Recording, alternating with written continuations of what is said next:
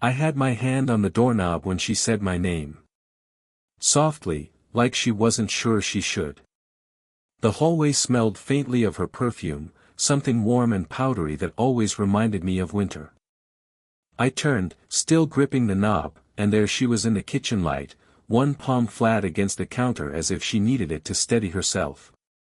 She was older than anyone I'd ever been this close to, 40-something, maybe mid-40s, but in that moment she didn't look like a number. She looked like a secret. Her hair, still damp from a shower, clung to her jawline in dark strands. The thin sweater she'd thrown on hung loose at the wrists, sleeves pushed up, exposing the faint blue map of veins on her hands. She'd been crying earlier, I thought, though she would never tell me that. "I shouldn't keep you," she said, voice too light to match her eyes. I tried to laugh it off. "It's fine. The bus runs late anyway." I hated how young I sounded, like a kid explaining himself to a teacher. She noticed, she always noticed, and tilted her head slightly, studying me. The air between us went still. Not awkward exactly, but heavy, like a pause held too long in a song. I shifted my weight, then stopped myself. She took a step closer but didn't cross the tile. "You're leaving soon, aren't you?" she asked. "Yeah. Next week." I swallowed. "I guess this is, goodbye." She didn't answer. Just rubbed her thumb against the rim of her mug. The sound of it was small and dry. Outside, rain ticked softly on the window. I wanted to say something, anything, but my mouth stayed half open. There were so many things I'd almost told her in the past few months, how she made me feel older, calmer, how I'd come to her place for advice and left feeling like I'd been seen. But every time I tried, the words jammed up, like traffic at a red light. "You've grown," she said finally. "I mean, in the way you look at things." I smiled, embarrassed. "You always say that." Her lips parted as if she was about to add something, then closed. She glanced at the door, then back at me, and in that flick of her eyes I saw everything unsaid, the age gap, the risk, the quiet afternoons we'd spent talking about books, the nights she'd left the porch light on longer than she needed to. "I should go," I said, even though my feet didn't move. She took a step forward then, the space shrinking until I could smell the warmth of her skin beneath the perfume. "Okay," she whispered. "Goodbye then."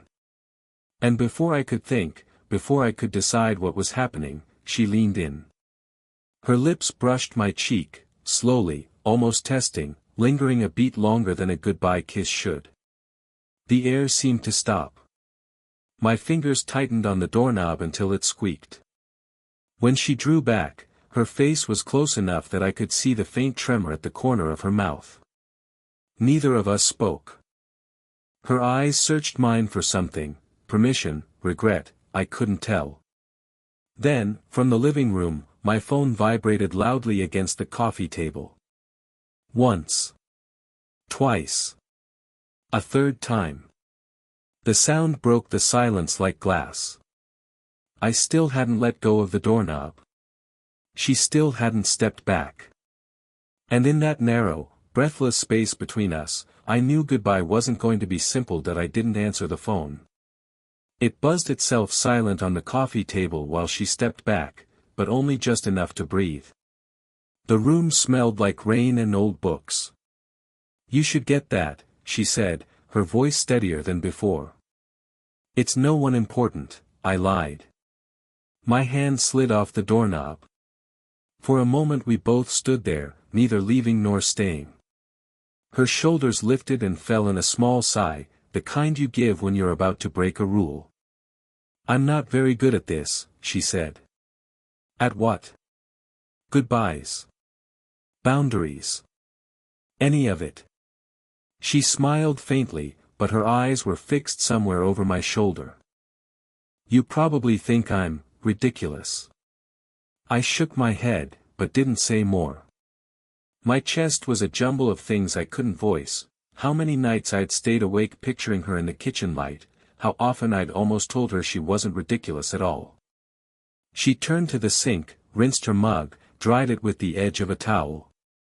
Her movements were quick, practiced, but her hand trembled when she set the cup down. "I was married once," she said quietly. 15 years. Ended badly. He left. Or I asked him to, depends on which one of us you ask. She gave a dry laugh. I didn't think I'd care about someone again. Especially not someone, she stopped herself. Someone like me, I finished for her. Her eyes flicked to mine. You're 20. 21 next month. That doesn't make it better. We both smiled a little, but it didn't take the weight out of the air. I looked at the photo on the fridge door, her and a boy my age, both squinting at the beach.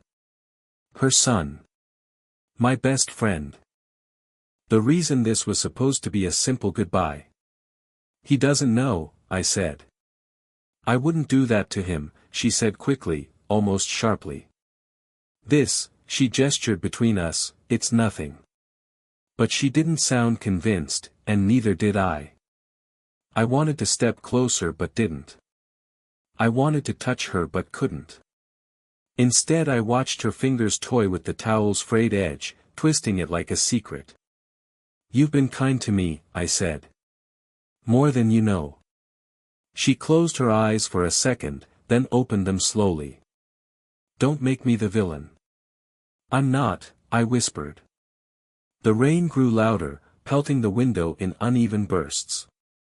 She shivered, rubbing her arms as though the kitchen had turned cold. Without thinking, I reached out and held her hand. Just a brief press of palm against palm. Her skin was warm, her pulse fast. She didn't pull away. We stayed like that, hands barely clasped, until the phone vibrated again in the next room. Neither of us moved. The next evening I told myself I wouldn't go back. I paced my dorm room, staring at my phone like it was an accusation. She hadn't texted. I hadn't either. But by dusk I was on her street anyway, standing under the dripping eaves of her porch like some restless stray. Her kitchen window was lit. She moved inside, back turned, hair tied up. From here she looked ordinary, unreachable. I almost walked away. Then my phone buzzed, a single message: if you're out there, come in before the neighbors see.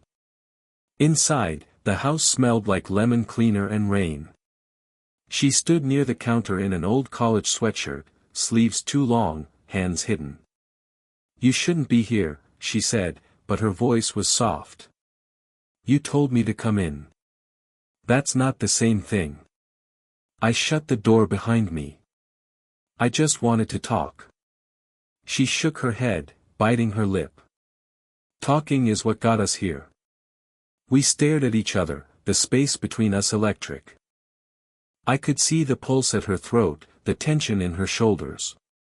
My heart thumped so loud I was sure she could hear it. You're making a mistake, she murmured. Then tell me to leave. Her eyes flicked to the front window. I can't. The sound of a key in the lock snapped us apart. She jerked back, hands flying to her hair. Oh God, she whispered. He's early. Before I could ask who, the door opened and her son, my friend, stepped inside, shaking rain from his jacket. He froze when he saw me. Hey, he said slowly. What are you doing here? I forced a smile. Just dropping off a book your mom lent me. He glanced between us, suspicion flickering. At night? His mom stepped forward, voice tight but calm. He was just leaving. I nodded quickly, moving toward the door, but my hand brushed hers on the counter, an accident, a fraction of a second, and the touch sent a shiver through both of us. She pulled back as if burned. I'll walk you out, she said. In the hallway, her son's footsteps faded upstairs. She caught my sleeve. You can't come here anymore. Not like this. I know, I said, though I didn't move. Her eyes were glassy, desperate. He can't find out. I won't tell him. That's not enough. I stepped closer, breath shallow. Then tell me it's over. She opened her mouth but no sound came. For a heartbeat, we stood inches apart, every nerve screaming to close the distance. Then her son called from upstairs, "Mom." She flinched, let go of my sleeve, and whispered, "Go." I slipped out into the rain, heart pounding, her warmth still on my skin. 2 days passed. I tried to bury myself in classwork, gym shifts, anything, but my phone stayed dark and the ache in my chest wouldn't let up. Every time I closed my eyes, I saw her hand trembling on the counter, saw her son's face in the doorway. I told myself to stop. Instead, on the third night I sent a single text, "We need to talk." Her reply came fast, "Not here. Not when he's home. Tomorrow. Noon. The park." The park was nearly empty. Thin winter sunlight spilled through bare trees, the grass was damp with frost. She sat on a bench by the pond, hair down, sunglasses hiding her eyes though the sky was gray. I almost turned around. Then she looked up, removed the glasses, and for a moment neither of us moved. "You shouldn't have texted," she said, voice rough. "You answered," I said. She gave a short, bitter laugh. "You don't make this easy." "I don't know what this is," I said. "You keep pulling me in, then pushing me away. I'm trying to protect you." Her voice cracked. "And him. And me. From what?" My voice was louder than I meant. A couple walking their dog glanced over. I lowered it. "From feeling something real." Her jaw tightened. "Don't do that." "Do what?" "Make it sound simple. You're my son's friend. I'm twice your age. People don't forgive women for this." The words hit me like cold water. "Do you think I care what people forgive?" "You should," she said. "You'll hate me later." I took a step closer. "I'm already here." She shook her head, eyes shining. "You don't understand. After my marriage ended I promised myself I wouldn't need someone like this again. Not like this." I swallowed. "Then why did you kiss me?" Her lips parted, but no answer came. The wind rattled the bare branches overhead. "Say it," I whispered. "Say you don't want me." Her hands clenched on her knees.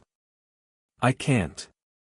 I crouched down in front of her, close enough to smell her perfume mixed with winter air. "Then what are we doing?" She looked at me as if she'd run out of hiding places. "I don't know," she said, barely audible. "I just know I can't stop thinking about you." Something cracked open in me. All the weeks of silence, of pretending, poured out. "I'm not a kid. I'm not going to disappear on you." Her breath hitched. She lifted a hand, hesitated, then brushed her fingers against my jaw, a tremor of touch that made my whole body still. For a heartbeat we hovered there, on the edge of something that couldn't be taken back. Behind us, footsteps crunched on the gravel path. Someone approaching. We both turned, the footsteps drew closer. A man in a wool coat passed behind us, not even glancing our way, and for a moment relief washed over me. But then she stiffened. Her eyes weren't on the path, they were on her phone vibrating in her lap. She answered it with a hand that wasn't steady. "Hello." Pause. "Yes, now." Another pause. Her face drained of color. "I'll come." She ended the call and slid the phone into her bag. "We need to go." "What happened?" She stood, but didn't look at me. My ex. He's back in town. He's at the house. I blinked. What? He's not supposed to be anywhere near the property without notice. But he's there, with my son. I don't know why. She pressed her fingers to her temple as if she could keep the panic inside. I tried to catch her eyes. Then let's go. We walked fast across the park, her breath sharp in the cold. My head was a blur of questions. Does he know about us? There is no us, she snapped, then immediately softened. I'm sorry. I don't know. I don't know what he knows. When we reached her street, his car was in the driveway, the same one I remembered from old pictures on her fridge. The curtains were open. Inside, her ex sat at the kitchen table with a mug, speaking to her son. She stopped on the sidewalk, trembling. He was always good at this. Showing up, making it look normal. Then twisting it. What does he want? She shook her head. He wants me to be the one who ruins things. He wants my son to see me as the villain. A sick feeling rose in my chest. Then we walk in together. You don't have to face him alone. She gave me a look, tired, desperate. You don't understand. If he sees you, he'll use it. He'll tell my son. He'll make it dirty before we even know what this is. I hesitated. Then tell your son first. Tell him everything. Her lips trembled. I tried once. He wasn't ready. He still isn't. The front door opened. Her son stepped out onto the porch, scanning the street. He saw us immediately. Mom. What's going on? She froze, caught between us. I felt my heart hammer against my ribs. This was the moment we'd been trying to avoid, not a kiss, not a confession in private, but daylight and witnesses and no way to step back. Her son started down the steps. Why are you here? He asked me, eyes narrowing. She reached for my sleeve, a silent plea to stay quiet. But I knew something had already shifted. Whatever we'd been keeping secret wasn't safe anymore. The world narrowed to the three of us at the bottom of the porch steps, her son, standing tall and confused, her hand on my sleeve, trembling, me trying to breathe through a chest full of panic. Why are you here? Her son asked again, his voice harder now. You texted me you were at the park. And now, this? I can explain, she said, but the words came out paper thin. He turned to me. Explain what? I opened my mouth, but nothing came. My throat felt packed with sand. Don't, she whispered to me. Please. Let me. She stepped in front of me, blocking her son's view. He's been helping me, she said. With paperwork. The house. That's all. Her son's jaw tightened. At night? At the park? I couldn't take it anymore. Stop, I said, louder than I meant. Both of them looked at me. Stop pretending this is nothing. Her son blinked, confused. What are you talking about? I looked at her, then at him. I care about your mother. More than I should. More than I meant to. Silence. Even the street felt empty. Her son stared at me, then at her. Mom. Her face was pale, but her eyes had gone fierce. He's telling the truth, she said softly. It wasn't supposed to happen. I tried to keep it from happening. But it did. Her son's expression flickered, shock, betrayal, something else. He took a step back. You're serious? She reached out but stopped short. I'm sorry. I didn't want to hurt you. I felt everything inside me collapse at once, the secret, the guilt, the weeks of circling each other. I'm sorry too, I said to him. I didn't come here to betray you. I didn't plan any of this. Her son's voice cracked. You're my friend. I still am, I said quietly. He looked away, jaw working, then turned and went back inside without another word. The door shut hard enough to rattle the window glass. We stood there in the gray light, the sound of rain starting again, fine and cold. He hates me, she whispered. He's hurt, I said. It's not the same thing. She let out a long, shuddering breath. This is everything I didn't want. I took her hand. She didn't pull away. It's already done, I said. The only thing left is whether we hide or not. Her eyes lifted to mine, rimmed red. And if hiding is the only way to keep him? Then you decide, I said. But don't lie to yourself. She pressed her forehead to mine, just for a moment. I'm so tired of lying.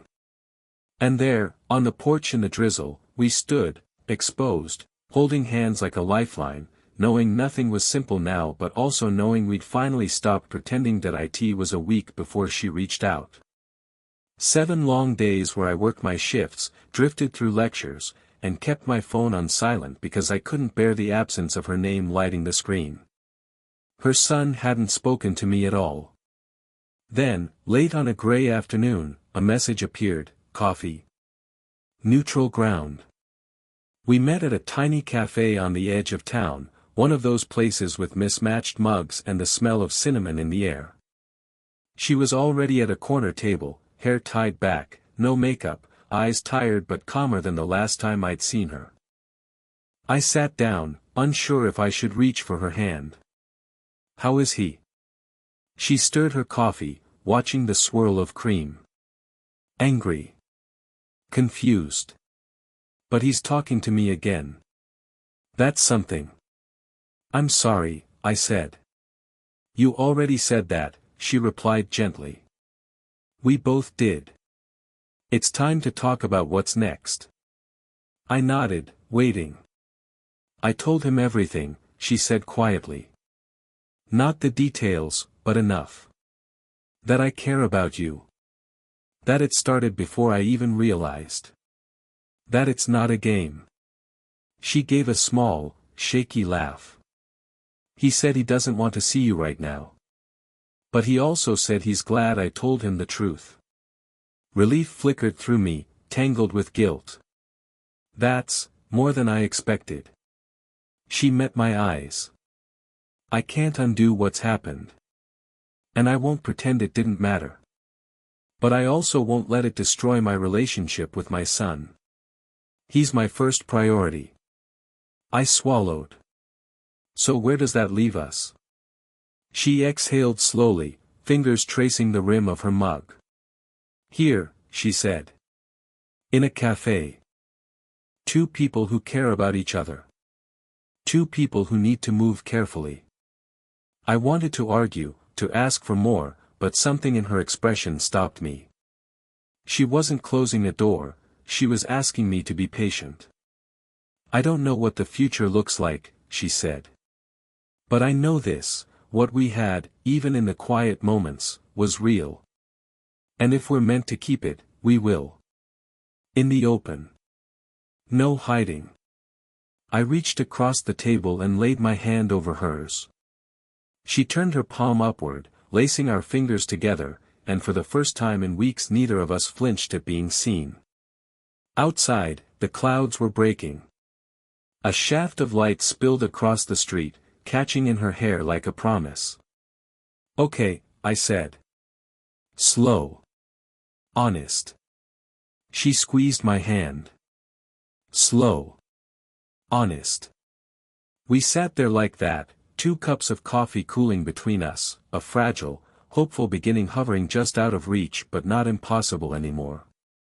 Did you enjoy the story? What kind of stories would you like to hear next?